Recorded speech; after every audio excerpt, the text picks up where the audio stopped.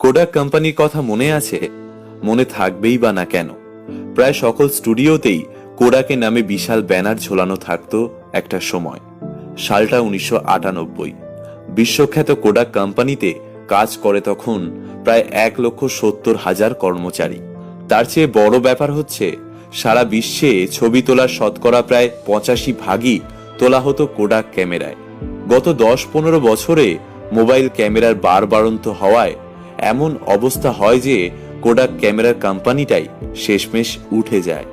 একের পর এক সারা বিশ্বে কোডাকের মার্কেট এতটাই নিচে নামতে শুরু করে যে একটা সময় গোটা কোডাক কোম্পানিটাই দেউলিয়া হয়ে পড়ে, আর প্রায় 2 লাখ কর্মচারী রাতারাতি চাকরি হারিয়ে বেকার হয়ে পড়ে।